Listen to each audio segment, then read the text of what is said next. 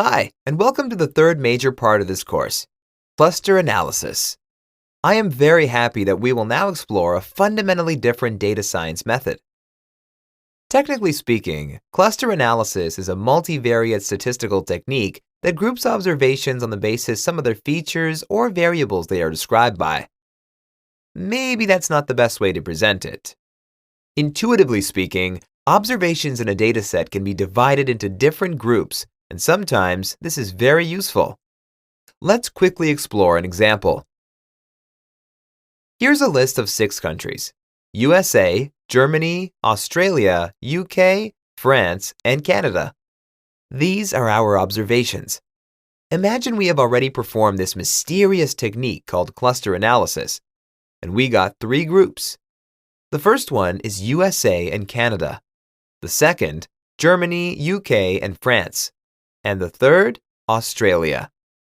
We would call these 3 groups clusters. After a short glimpse of the 3 clusters, we can easily name them. The first one shows countries in North America, the second one in Europe, and the third one shows a country in the continent Australia. Obviously, the feature by which these countries were clustered was geographic proximity. And that's cluster analysis in a nutshell. All right, let's practice a bit more with the same data. What if we take the same 6 countries, but we want to cluster them into 2 clusters? Well, one result may be the following: USA, Canada, UK, Germany, and France in the first one, Australia in the second.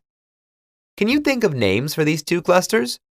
Well, the first one shows countries in the northern hemisphere, while the second, countries in the southern hemisphere.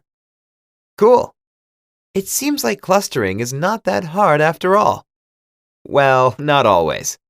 What if after dividing the observations in 2 clusters, we obtain this result instead? USA, Canada, UK, and Australia in the first one, and Germany and France in the second. Can you think of what these clusters represent? In the USA, Canada, UK, and Australia, English is an official language, while in Germany and France, it isn't. This is a fundamentally different clustering solution.